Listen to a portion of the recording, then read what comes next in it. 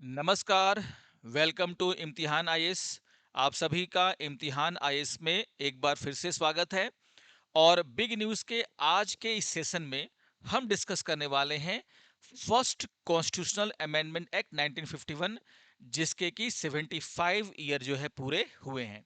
तो आपको ध्यान में रखना है कि 18th ऑफ जून, तो 18 जून को जो है पहला जो संविधान संशोधन हमारा हुआ था उसका 75 ईयर हो चुका है। और कहीं ना कहीं इसी उपलक्ष्य में हम लोग जो है आज डिस्कस करेंगे फर्स्ट कॉन्स्टिट्यूशनल अमेंडमेंट एक्ट को लेकर के। आखिर ये first constitutional amendment act exam point of view से इतना क्यों इंपॉर्टेंट है। आखिर फर्स्ट कॉन्स्टिट्यूशनल अमेंडमेंट एक्ट ने हमारे कॉन्स्टिट्यूशन में कहाँ कहाँ चेंजेस किए और उन चेंजेस के पीछे का रीजन क्या था, ये सबसे इंपॉर्टेंट चीज है कि आखिर जो पहला संविधान संशोधन किया गया, यानी कि फर्स्ट कॉन्स्टिट्यूशन अमेंडमेंट किया गया, उसके पीछे का रीजंस क्या था। और यहाँ जो संशोधन हुए, जो अमेंडमेंट हुआ, उसने कैसे आगे जो है अपना इफेक्ट दिखाया। और कहीं ना कहीं इन सभी मुद्दों पर हम लोग आज यहाँ पर डिस्कशन करने वाले हैं। तो शुरू करते हैं आज के इस सेशन को। और जैसा कि मैंने कहा कि फर्स्ट कॉन्स्टिट्यूशनल अमेंडमेंट एक्ट 1951, उसका जो है 75 ईयर पूरा हो चुका है। 18 जून को जो है ये 75 ईयर पूरा हुआ। और आप देख सकते हैं जवाहरलाल नेहरू जिनके शासन काल में जो है ये अमेंडमेंट किया गया था। तो सबसे पहले देख लेते हैं हम लोग जो हमारा महत्वपूर्ण मुद्दा है कि आखिर ये जो अमेंडमेंट हुआ उसने हमारे कॉन्स्टिट्यूशन के किस किस पार्ट में जो है अमेंडमेंट किया। और मैं वहां पर आपको ये भी बता चलूंगा कि आखिर इस अमेंडमेंट के पीछे का रीजन क्या था। तो आप देखोगे जो पहला चेंजेस फर्स्ट कॉन्स्टिट्यूशन अमेंडमेंट किया वो किया गया था रिजर्वेशन को लेकर के। और यहां पर आप देखोगे आर्टिकल 15 में, जो हमारा आर्टिकल 15 है, जो कि एक बहुत ही इंपॉर्टेंट फंडामेंटल राइट के बारे में बातें करता है, राइट टू इक्वलिटी। और कहीं ना कहीं आर्टिकल 15 में आप देखोगे एक नया क्लॉज जोड़ा गया जिसको हम कहते हैं article 15 under bracket 4, clause number 4। तो याद रखना है आपको कि जो फर्स्ट कॉन्स्टिट्यूशन अमेंडमेंट था उसने जो है आप देखोगे आर्टिकल 15 अंडर ब्रैकेट 4 यानी कि क्लॉज नंबर 4 को ऐड किया, जो कि बात करता है reservation for the backward classes. क्या, अगर हम आर्टिकल 15 अंडर ब्रैकेट 4 की बात करें, क्लॉज नंबर 4 की बात करें, तो आप देखोगे यहां पर साफ साफ कहा गया है कि जो स्टेट है, जो राज्य है, वो क्या कर सकता है, यहां पर सोशली और एजुकेशनली बैकवर्ड क्लासेस के लिए, शेड्यूल कास्ट और शेड्यूल ट्राइब के लिए स्पेशल प्रोविजंस कर सकता है। और यहां पर जो स्पेशल प्रोविजंस किए जाएंगे वो जो है फंडामेंटल राइट और खास करके जो इक्वलिटी बिफोर लॉ है उसका उल्लंघन नहीं माना जाएगा। और इस आधार पर आप उसको चैलेंज नहीं कर सकते कि वो क्या कर रहा है, आर्टिकल 14, या फिर हम कह सकते हैं इक्वलिटी बिफोर लॉ का क्या करता है, उल्लंघन करता है।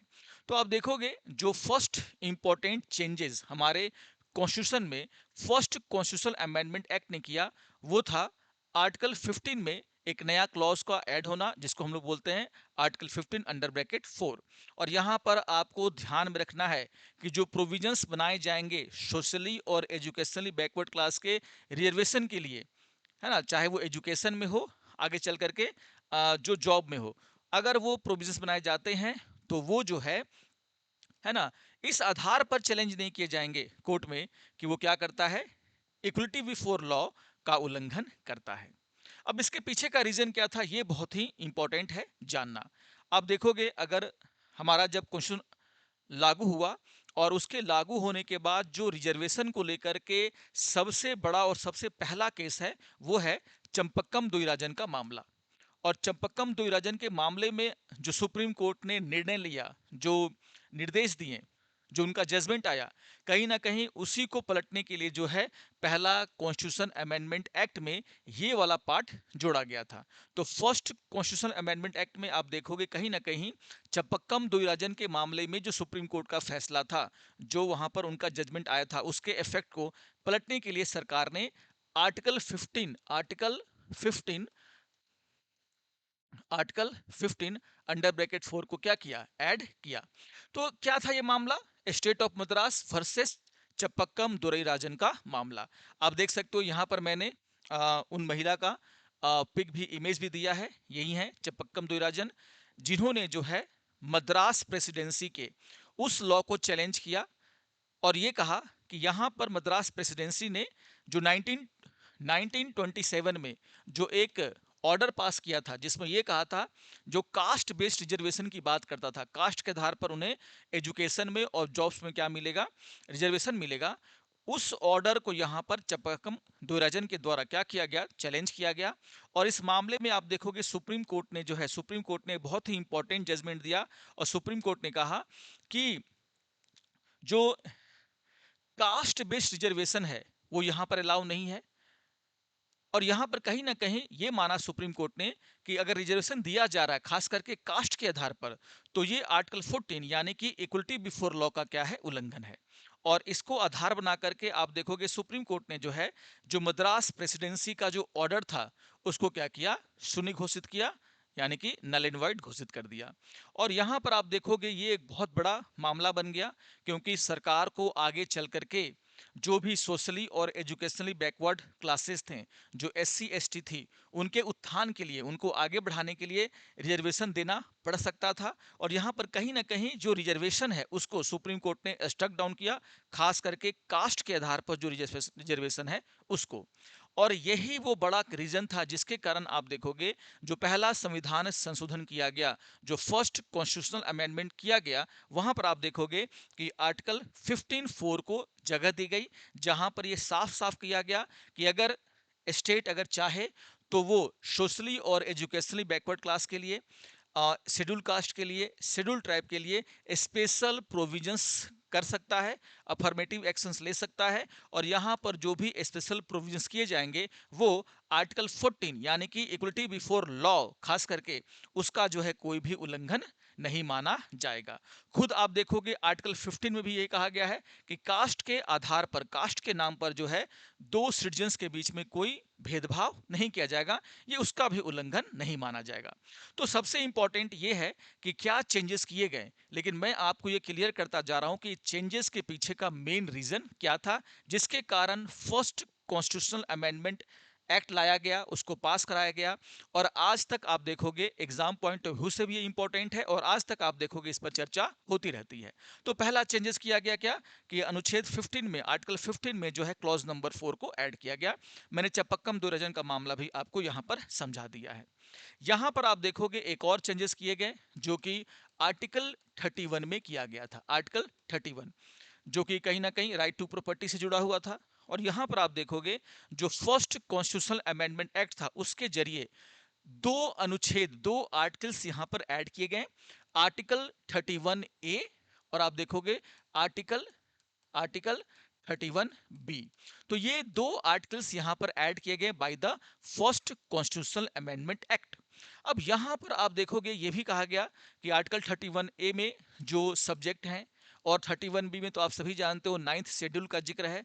और नाइन्थ शेड्यूल में जो भी लॉ वहां पर डाल दिए जाते हैं उसे आप फंडामेंटल राइट के उल्लंघन के आधार पर जो है चैलेंज नहीं कर सकते। तो कहीं ना कहीं आप देखोगे जो सरकार को जमींदारी सिस्टम को खत्म करना था, लैंड रिफॉर्म्स करने थे, और उसके सामने खड़ा था आपका एक बहुत ही important fundamental right, right to property.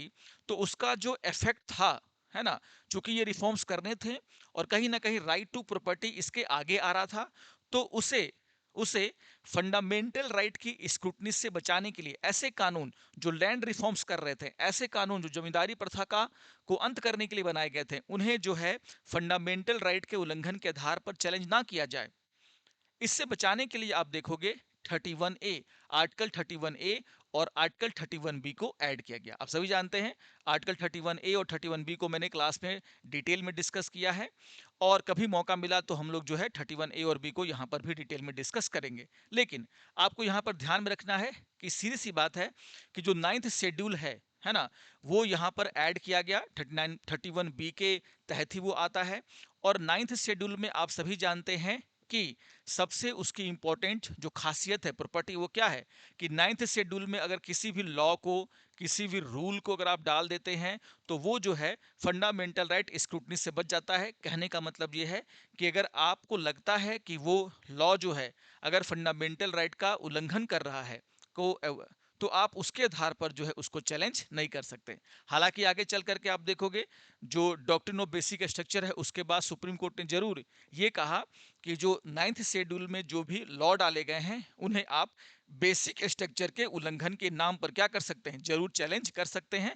लेकिन वो 1973 के बाद वाले लॉ, 1973 के पहले वाले लॉ को आप बेसिक स्ट्रक्चर के उल्लंघन के नाम पर भी चैलेंज नहीं कर सकते, आधार पर भी चैलेंज नहीं कर सकते, क्योंकि जो केशवानंद भारती केस है और उसके बाद जो डॉक्ट्रिन ऑफ बेसिक स्ट्रक्चर इस देश में लागू किया गया वो 1973 का केस है। खैर ये एक अलग मुद्दा है, लेकिन आपको ध्यान में रखना है कि फर्स्ट कॉन्स्टिट्यूशनल रिफॉर्म जो फर्स्ट कॉन्स्टिट्यूशनल अमेंडमेंट एक्ट था उसके जरिए एक और चेंजेस किया गया और 2 अनुच्छेद यहां पर जोड़े गए। हम कह सकते हैं आर्टिकल 31A और 31B, जिसमें 9th शेड्यूल आता है, और आप सभी जानते हैं कि 9th शेड्यूल से एग्जाम में कितने सारे क्वेश्चन बनते हैं। तो ये तो था चेंजेस क्या किए गए, लेकिन आखिर इसका रीजन क्या था, इसके पीछे का रीजन क्या था, ये जानना बहुत ही जरूरी है। और रीजन को भी हम देख लेते हैं, और रीजन के लिए आपको देखना होगा पटना हाई कोर्ट का एक जो रूलिंग है वो मार्च 1951 में जो पटना हाई कोर्ट थी उसने जो है एक लॉ को जो है अनकॉन्स्टिट्यूशनल डिक्लेयर कर दिया, जिसका नाम था, है ना, Bihar land reforms act. Bihar land reforms act. तो बिहार लैंड रिफॉर्म्स एक्ट को अनकॉन्स्टिट्यूशनल घोषित किया किसने, पटना हाई कोर्ट ने।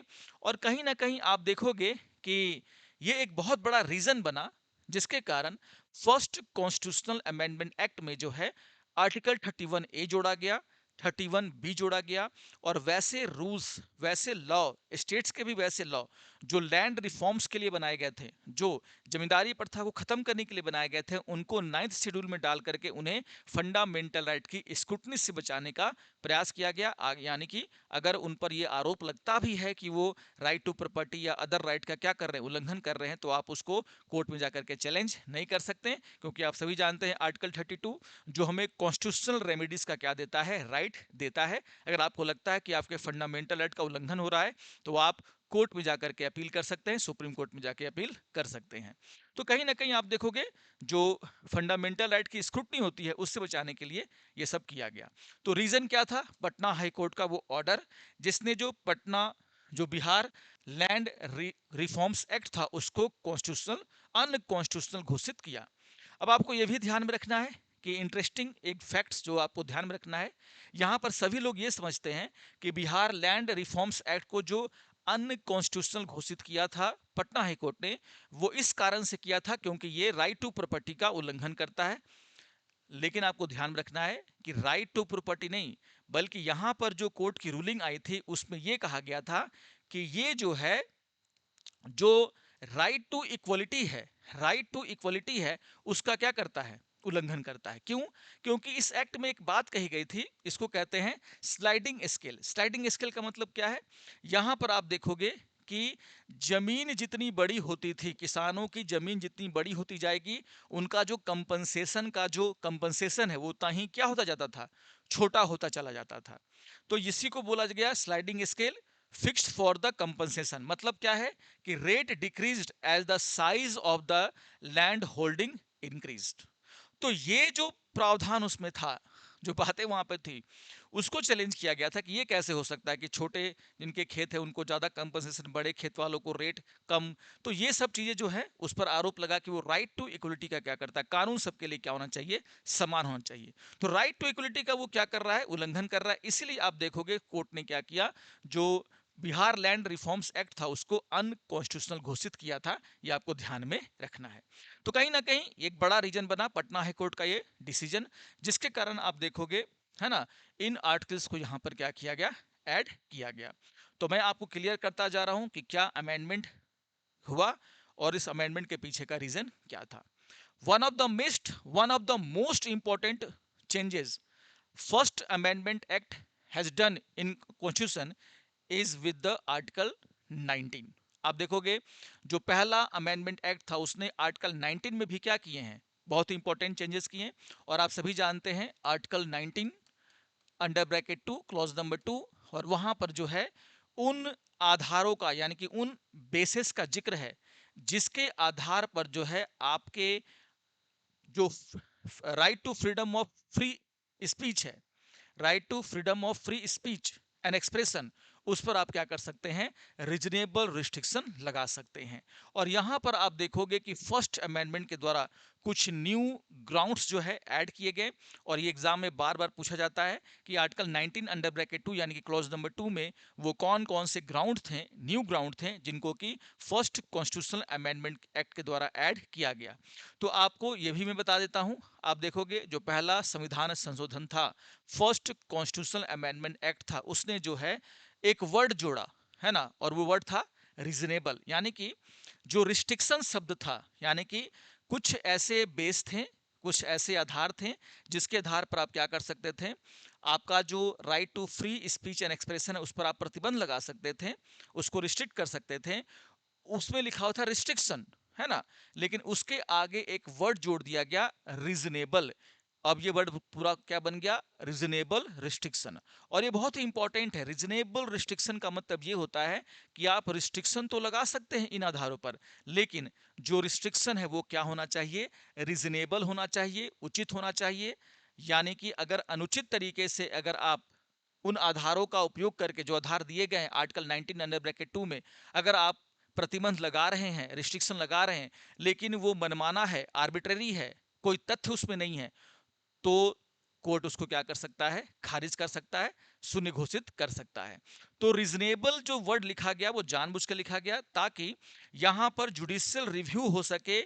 अगर गवर्नमेंट जो है क्या कर रही है, जो आधार दिए गए हैं आर्टिकल 19(2) में उसको आधार बना करके अगर आपके फ्री स्पीच एंड एक्सप्रेशन के राइट को रिस्ट्रिक्ट करने का काम कर रही है, तो एक बहुत ही इंपॉर्टेंट यहां पर चेंज किया गया, रीजनेबल रिस्ट्रिक्शन। रीजनेबल जो वर्ड जोड़ा गया, इसका मतलब यह है कि जो भी रिस्ट्रिक्शन सरकार लगाएगी लगाएगी वो अब जुडिशियल रिव्यू के अंदर आ गए। यानी कि कोर्ट को ये डिसाइड करना था कि जो रिस्ट्रिक्शन है वो रीजनेबल है या नहीं। तो पहला चेंज तो ये किया गया।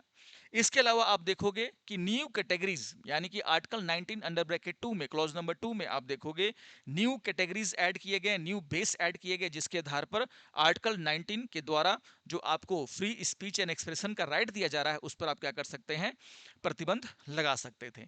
और वो जो आप देखोगे न्यू कैटेगरीज क्या थी, पब्लिक ऑर्डर। ये बहुत ही इंपॉर्टेंट है। पब्लिक ऑर्डर जो वर्ड है, इसको जोड़ने के पीछे की कहानी भी मैं आपको बताऊंगा।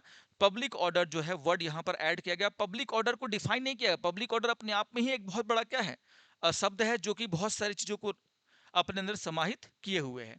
तो पब्लिक ऑर्डर जोड़ा गया। इसके अलावा इंसाइटमेंट टू एन ऑफेंस, यानी कि किसी अपराध के लिए भड़काना, उस आधार पर भी आपके स्पीच एंड एक्सप्रेशन पर क्या लगाया जा सकता है, रिस्ट्रिक्शन लगाया जा सकता है। तो सेकंड क्या था, incitement of to an offence. Then after ये friendly relation with foreign state, अगर आपके बोलने से किसी फ्रेंडली कंट्री के साथ हमारे रिलेशन खराब हो रहे हैं तो हम क्या कर सकते हैं, आपके बोलने की आज़ादी छीन सकते हैं, आपके लिखने की आज़ादी छीन सकते हैं। तो तीसरा जो यहाँ पर न्यू ग्राउंड ऐड किया गया वो क्या था, friendly relation with foreign state. And last is what, and the security of the state. तो चौथा जो ग्राउंड यहाँ पर है वो क्या है, सिक्योरिटी ऑफ द स्टेट, राज्य की सुरक्षा। तो ये आप देखोगे ग्राउंड्स यहां पर नए ऐड कर दिए गए, किसमें, आर्टिकल 19 अंडर ब्रैकेट 2 में। एग्जाम पॉइंट ऑफ व्यू से काफी इंपॉर्टेंट ये डिस्कशन है, जिसको कि आपको ध्यान में रखना है। बार बार क्वेश्चन पूछा जाता है कि फर्स्ट अमेंडमेंट से जो है कौन कौन से न्यू ग्राउंड्स यहां पर ऐड किए गए। तो मैंने चारों ग्राउंड्स के यहां पर नाम आपको दे दिए हैं। रीजन क्या था, अब इस अमेंडमेंट को करने के पीछे का रीजन क्या था, इस अमेंडमेंट को समझने के लिए और इसके रीजन को समझने के लिए आपको दो केसेस को ध्यान में रखना बहुत ही जरूरी है। पहला केस है Romesh Thapar versus state of Madras, 1950 का ये मामला, Romesh Thapar versus state of Madras. हुआ क्या था, 1950 में आप देखोगे मद्रास गवर्नमेंट ने एक लेफ्टिस्ट पत्रिका, है ना, वीकली कह सकते हैं, जिसका नाम था क्रॉस रोड, है ना, जो कि एक लेफ्टिस्ट वीकली जर्नल था, उस पर जो है क्या कर दिया, प्रतिबंध लगा दिया, उसको रिस्ट्रिक्ट कर दिया। तो क्रॉस रोड इसका नाम था। और आप देखोगे कि जो क्रॉस रोड पत्रिका थी उसको एडिट करते थे कौन, रोमेश थापर। और उन्होंने यहां पर जो रिस्ट्रिक्शन लगाए गए थे, यानी कि उसके सर्कुलेशन पर जो रिस्ट्रिक्शन लगाए गए थे उसको चैलेंज किया, कहां पर, कोर्ट में। और यहां पर आप देखोगे कि जो सुप्रीम कोर्ट थी, उसने जो है क्या किया कि यहां पर जो भी सर्कुलेशन पर रोक लगाई गई थी क्रॉस रोड पत्रिका के ऊपर, उसको जो है क्या किया, खारिज कर दिया। सरकार का यह दलील था कि पब्लिक ऑर्डर डिस्टर्ब हो सकता है, सिक्योरिटी ऑफ द स्टेट उसको जो है नुकसान पहुंच सकता है, और हमने इसीलिए क्या किया, पब्लिक ऑर्डर को मेंटेन करने के लिए क्या किया है, इस क्रॉस रोड पत्रिका पर क्या किया है, हमने सर्कुलेशन पर रोक लगाई है। लेकिन सुप्रीम कोर्ट इन दलीलों से क्या है, सहमत नहीं हुआ, क्योंकि आर्टिकल 19 अंडर ब्रैकेट 2 में पब्लिक ऑर्डर नाम का शब्द था ही नहीं। यानी कि पब्लिक ऑर्डर को मेंटेन करने के नाम पर जो है आपके स्पीच एंड एक्सप्रेशन पर प्रतिबंध लगाया जाए, ऐसा कोई व्यवस्था कॉन्स्टिट्यूशन में नहीं था। तो पहला तो केस हुआ Romesh Thapar versus state of Madras, जहां पर सुप्रीम कोर्ट ने क्या किया, क्रॉस रोड पत्रिका पर जो गवर्नमेंट ने क्या किया था, उसके सर्कुलेशन पर जो पाबंदी लगाई थी, जो रिस्ट्रिक्शन लगाया था, उसको खारिज कर दिया। ऐसा ही एक मामला है, आप देखोगे, Brijbhushan versus state of Delhi, ये भी 1950 का मामला है। और यहां पर भी आप देखोगे कि गवर्नमेंट ने, जो चीफ कमिश्नर थे दिल्ली के, उन्होंने क्या किया, एक ऑर्डर निकाला, जिसके तहत जो ऑर्गेनाइजर मैगजीन है, आरएसएस की एक मैगजीन ऑर्गेनाइजर, और उस पर आप देखोगे प्री सेंसरशिप, मतलब उसके रिलीज होने से पहले ही क्या कर दिया गया, उसके कुछ हिस्सों के चलते यहां पर उस पर प्रतिबंध लगा दिया गया। और कहीं ना कहीं इसको भी चैलेंज किया गया, और यहां पर कोर्ट ने भी जो है, यहां पर सरकार के द्वारा जो ये ऑर्डर निकाला गया था चीफ कमिश्नर ऑफ दिल्ली के द्वारा, उसको यहां पर क्या किया, खारिज कर दिया, और कहा कि प्री सेंसरशिप जो है यहां पर क्या है, इनवैलिड है। तो कहीं ना कहीं ये जो दो मामले हुए, जहां पर सरकार को लगा कि पब्लिक ऑर्डर मेंटेन करना तो उसका मुख्य काम है, उसका मेन काम है, लेकिन कहीं ना कहीं आर्टिकल 19 अंडर ब्रैकेट 2 में चूंकि पब्लिक ऑर्डर जो है शब्द है ही नहीं, तो हम इसका उपयोग कर भी नहीं पा रहे हैं। तो कहीं ना कहीं आप देखोगे कि पब्लिक ऑर्डर वर्ड को जो है वहां पर डाला गया, और अब सरकार के पास ये शक्ति आ गई कि अगर किसी बुक के सर्कुलेशन से, किसी मैगजीन से अगर पब्लिक ऑर्डर डिस्टर्ब होने की संभावना है ना, तो यहां पर उसके आधार पर आप इस तरह के प्रतिबंध लगा सकते हैं। तो ये तीन बड़े चेंजेस किए गए हैं फर्स्ट कॉन्स्टिट्यूशनल अमेंडमेंट एक्ट के द्वारा।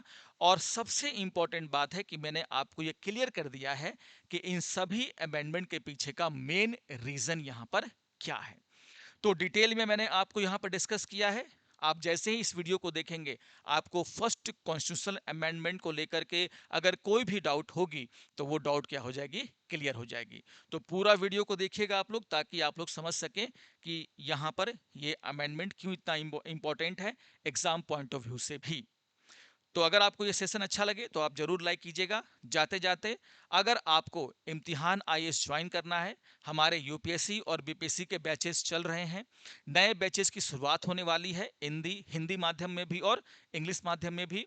तो हमारे डिस्क्रिप्शन बॉक्स में, इस वीडियो के डिस्क्रिप्शन बॉक्स में जो है, आप देखोगे कि हमारे गूगल फॉर्म का लिंक है, आप उसको फिल कीजिए, और उसको फिल करने के बाद हम आपसे कांटेक्ट करेंगे अगर आप इंटरेस्टेड हैं one of the best institute in Patna for UPSC and BPSC, उसको ज्वाइन करने के लिए। तो दूसरा, कि आप अगर न्यू स्टूडेंट हैं तो आप जरूर हमारे चैनल को सब्सक्राइब कर लें। अगर आप बीपीएससी की तैयारी करते हैं, अगर आप यूपीएससी की तैयारी करते हैं, तो हमारे चैनल को सब्सक्राइब कर दें, यूट्यूब चैनल को बेल बटन दबा दें, ताकि हमारे द्वारा लाया गया जो क्वालिटी प्रोग्राम है वो आप तक पहुंच सके। आपको ये सेशन अच्छा लगे तो आप जरूर इसको लाइक करेंगे, अपने कमेंट हमें देंगे। और इंपॉर्टेंट बात, इम्तिहान आईएएस क्वालिफायर्स चूंकि अभी टेलीग्राम डाउन है, तो मैं आपको व्हाट्सएप चैनल का लिंक दे दूंगा। इसके जरिए आप हमारे द्वारा जो 50 टेस्ट आपको दिए जा रहे हैं फ्री ऑफ कॉस्ट, आप उसको दे सकते हैं, और आने वाला जो आपका बीपीएससी का एग्जाम है उसकी तैयारी को आप नई ऊंचाइयों तक लेके जा सकते हैं। ये काफी इंपॉर्टेंट टेस्ट है, नए क्वेश्चंस हम लोग बना करके दे रहे हैं, काफी कुछ इसमें आने वाला है आने वाले समय में। तो आप व्हाट्सएप चैनल को भी सब्सक्राइब कर लीजिए, ताकि अभी जब तक टेलीग्राम डाउन है तब तक आप वहां से जो है क्या कर सकते हैं, क्वेश्चंस बना सकते हैं। ड्राइव का भी लिंक है, जहां से आप जो है क्वेश्चंस के लिंक पा सकते हैं और उसके एग्जाम को दे सकते हैं। तो मिलते हैं अगले सेशन में कुछ नए वीडियो के साथ, ऐसे ही इंफॉर्मेटिव वीडियो के साथ। तो बने रहिए हमारे साथ, तब तक के लिए नमस्कार और धन्यवाद।